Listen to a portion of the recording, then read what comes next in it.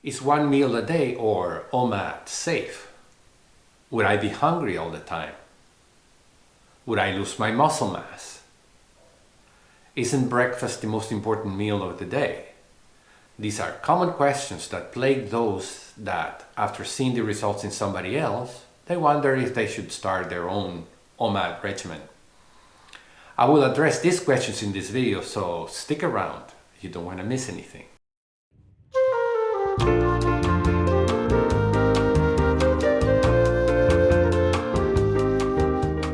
Hi, I'm Juan Sarmiento. I started my OMAD regimen in 2009. I have experienced it longer than most, including a period when I returned to 3 meals a day. Then, in early 2018, I went back to OMAD as I discovered the many benefits of this lifestyle. That is, 1 meal a day every day of my life. Only recently has the literature on the subject of intermittent fasting exploded.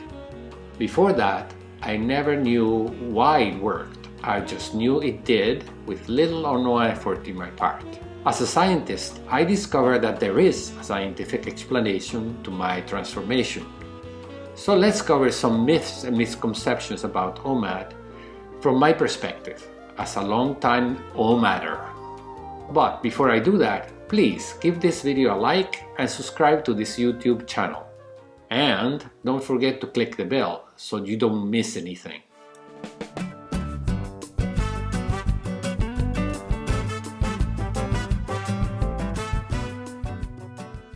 Question number 1. Am I going to be hungry all the time? Well, OMAD is not a calorie-restrictive diet, unless of course you choose it to be. In fact, it is recommended that you eat to satiety in your 1 meal and don't count calories. Curiously, our hunger comes in waves. They come at about 30 minutes before the time we normally eat our meals. This is because the appetite hormone ghrelin is secreted at these particular times as if controlled by our internal clock.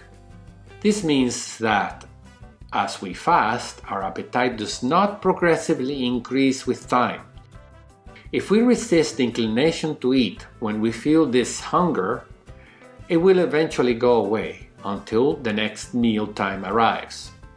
Our job is to get into the OMAD routine as soon as possible.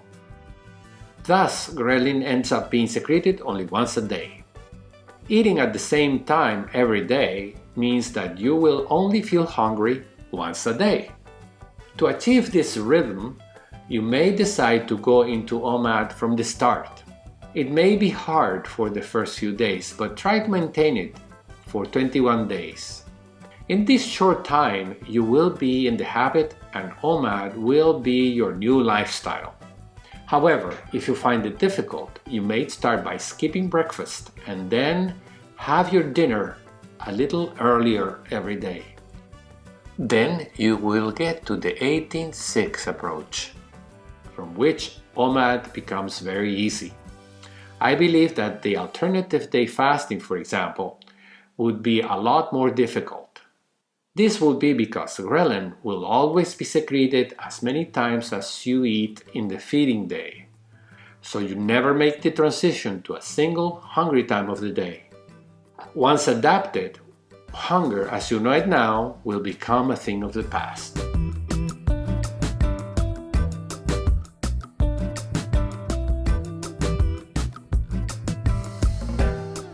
Question number 2. How could one work out without having any breakfast? This is my favorite because even as a young man I wasn't too keen on breakfast. Would we have enough energy to get through the day if we missed breakfast? Back in my mid-30s, I was getting in shape by waking up at 5 a.m. and work out for 1 hour. Breakfast was really optional for me. I was on to something there. But unfortunately, my job conditions and location changed and I stopped. Since 2009 with OMAD, I have been doing my workout in the early morning with an empty stomach. My performance has been unexpectedly great for me, especially in my fasted workouts. The reason is that growth hormone is inhibited by insulin, which is secreted when we eat. Growth hormone mobilizes body fat for energy and promotes glucose production from fatty acids in the liver. In essence, the liver makes us breakfast. When we have breakfast, we are discouraging the production of growth hormone. This hormone is very important for our stamina and muscle hypertrophy. Since I started OMAD, I did not know why, but I noticed an increase in my physical fitness. I always thought that it was my push-up pyramid routine, but that is only partially true. Incidentally, growth hormone promotes the mobilization of fat. The generated fatty acids go to the liver where they are metabolized into ketone bodies. These ketones are the preferred form of energy for the brain, the heart, and the muscles. With them, both mental and physical performance should exceed your expectations. I skip breakfast and have my OMAD in late morning. By the next morning, I have forced my body to use my glucose reserves and start mobilizing fat. We do not want to depend on glucose from food for our energy.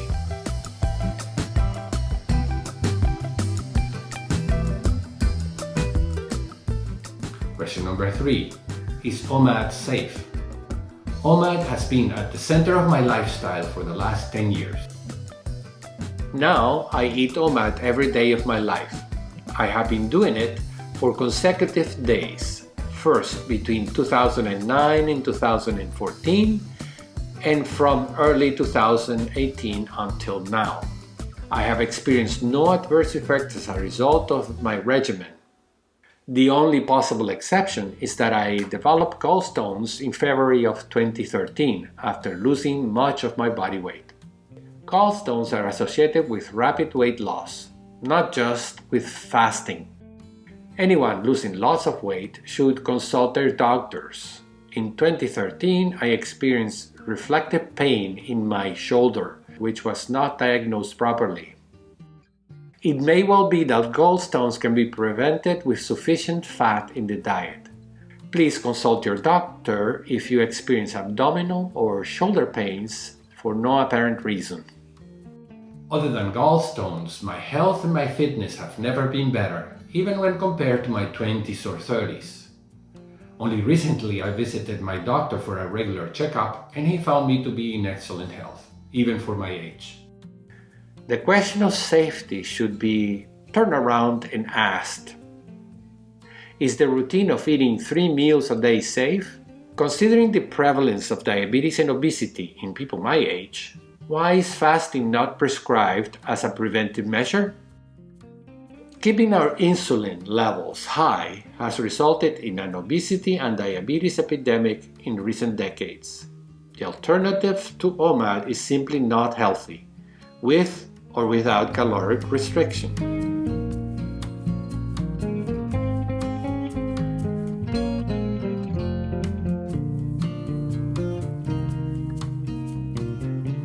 Question number 4. Would I lose body mass with OMAD? Quite the contrary. If you do it correctly, you may actually gain muscle mass thanks to the secretion of growth hormone. To ensure this is the case, follow these 4 basic recommendations. Number 1, go to sleep on an empty stomach. Number 2, do your workouts in the morning before consuming any food. Number 3, do your workout as high-intensity interval training. Number 4, eat adequate amount of protein in your one meal.